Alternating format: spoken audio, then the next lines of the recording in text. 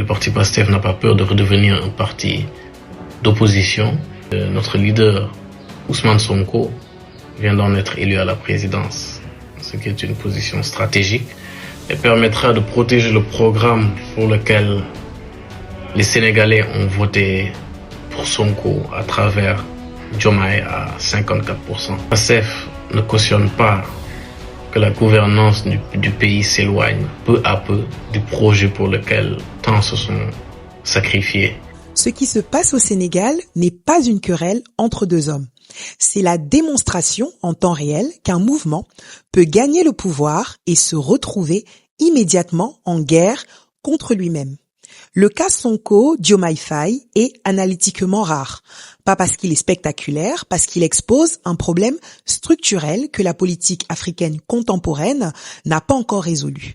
Que se passe-t-il quand la légitimité révolutionnaire et la légitimité institutionnelle coexistent dans le même camp et commencent à se contredire? Monsieur le Président de la République, vous êtes désormais le garant de la démocratie sénégalaise, du respect des institutions, des droits et libertés, gage de la stabilité de l'État et de l'unité du peuple sénégalais dans sa diversité. Commençons par les faits. Très rapidement, mars 2024, Sonko est empêché électoralement, condamné pour diffamation en 2023, il perd ses droits civiques et ne peut se présenter. Il choisit de transférer son capital politique à Diomaye Faye, son secrétaire général, libéré de prison seulement 10 jours avant le scrutin.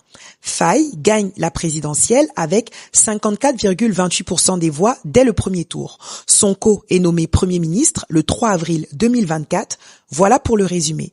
Mais ce geste, aussi intelligent soit-il, tactiquement, produit une ambiguïté fondatrice parce que ce que Sonko a transféré à Faye, c'est une victoire, mais pas un mandat. Le mandat, lui, est resté très flou. Les millions de Sénégalais qui ont voté Diomaye Faye n'ont pas tous voté pour la même chose. Certains ont voté un projet, d'autres ont voté Sonko par procuration, et cette distinction, elle n'est pas que sémantique, elle est extrêmement importante parce qu'un président dont la légitimité est perçue comme déléguée par un autre n'a pas la même autorité qu'un président élu pour ce qu'il est. Et quand il commence à gouverner comme un vrai président, c'est-à-dire autrement que son délégant l'aurait fait, la rupture devient inévitable. Je ne me focalise pas sur un poste particulier et je n'essaie pas de faire de l'ombre au président de la République. Le président de la République a son canal, a ses attributions.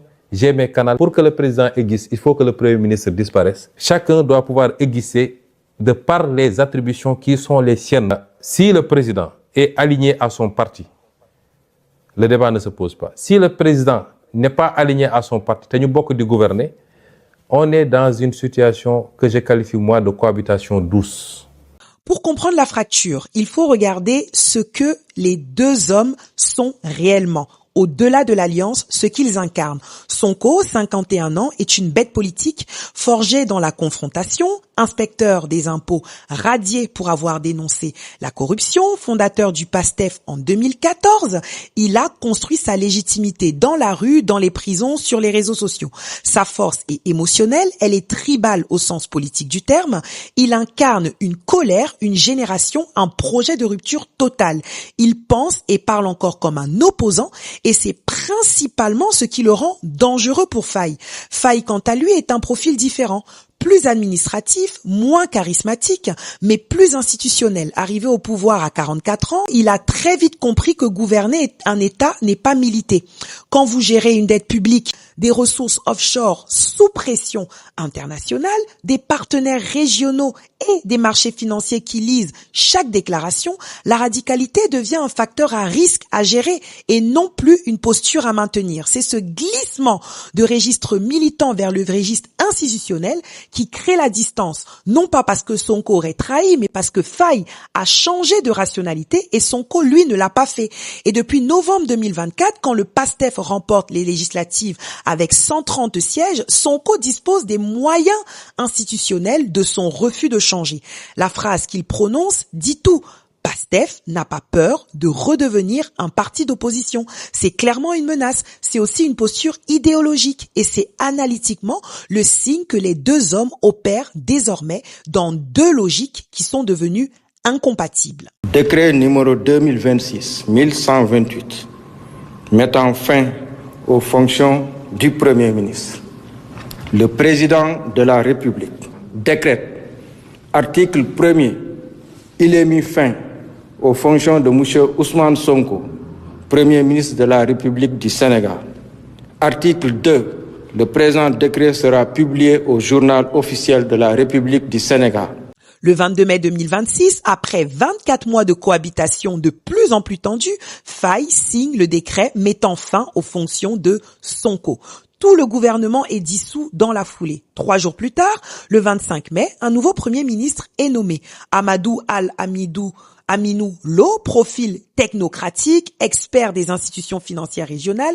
Ici, le signal est clair. Faye choisit un exécutant et non plus un rival. L'acte dit une seule chose, je suis le président du Sénégal, pas le porte-parole d'un mouvement. Et c'était inévitable. Pas parce que Faye l'a décidé arbitrairement, mais parce qu'aucun système de pouvoir ne peut fonctionner durablement avec deux centres de gravité. Ce que révèle ce limogeage, c'est moins un conflit personnel qu'une loi politique presque mécanique. L'institution finit par absorber ou rejeter ce qui la double. Faye n'a pas choisi entre Sonko et le Sénégal, il a choisi entre gouverner et coexister.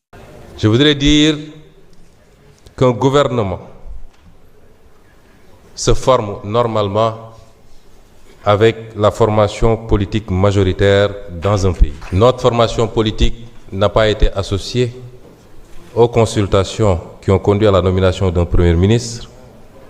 Elle n'est pas associée à ce jour aux consultations pour la formation d'un gouvernement et par conséquent, je voudrais dire qu'on ne peut pas faire du PASTEF sans PASTEF. Mais voilà, ce que le limogeage n'a pas réglé, c'est que Sonko est certes dehors de l'exécutif, mais il est dans les institutions, avec 130 sièges PASTEF sur 165 à l'Assemblée et sa position de président de cette même Assemblée, il est premier dans l'ordre protocolaire après le chef de l'État. Il n'est pas dans l'opposition, il est dans la majorité, mais avec les moyens structurels d'en bloquer les ambitions. C'est ce que ça implique concrètement, c'est que tout ce que Faye voudra faire passer, budget, réforme structurelle, loi d'orientation, devra traverser une assemblée dont Sonko contrôle le rythme, l'agenda, les arbitrages. Il n'a pas besoin de voter contre, il suffit de ralentir, d'amender, de renvoyer en commission. Le temps devient ici une arme politique et Sonko, qui a toujours su jouer sur le temps, le sait parfaitement. Il faut aussi noter une contrainte constitutionnelle majeure. Faye ne pourra pas dissoudre l'Assemblée nationale avant novembre 2026, soit 2 ans après le début de la législature. Pendant ces 6 prochains mois, Sonko est donc institutionnellement intouchable. C'est une fenêtre de consolidation que les équipes du mouvement PASTEF Sonko vont bien évidemment exploiter. Ce qui se dessine structurellement, ce sont 3 trajectoires. La cohabitation silencieuse, instable par nature, chaque décision majeure rouvrira l'ambiguïté, ou alors le blocage progressif, l'Assemblée érode le bilan de l'exécutif sans rupture déclarée, ou la fracture formelle, les cadres choisissent le PASTEF, se divisent en 2 ailes et le projet politique doit se redéfinir publiquement. La variable déterminante, les 100 maires et les 50 présidents des conseils régionaux PASTEF qui devront bientôt signifier leur loyauté réelle. Et derrière tout ça, il y a une date qui structure tout, 2029. L'élection présidentielle qui approche est déjà le vrai enjeu de cette rupture. En décembre 2025, Sonko déclare publiquement sa candidature pour 2029 alors qu'il est encore Premier ministre et que Faye, constitutionnellement, a le droit de briguer un second mandat. En avril 2026, l'Assemblée adopte une réforme du code électoral à application rétroactive qui lui rend son éligibilité perdue en 2023. Faye demande une révision du texte, évoquant des erreurs matérielles. Ses propres alliés l'accusent publiquement de vouloir bloquer la réforme. Il finit par la promulguer le 9 mai 2026. 13 jours plus tard, Sonko est limogé. La séquence est limpide. Les 2 hommes se préparent tous les 2 pour 2029. Faye consolide sa coalition Diomaye président en recrutant des cadres internes et externes au PASTEF. Sonko structure son alliance patriotique pour le travail et l'éthique.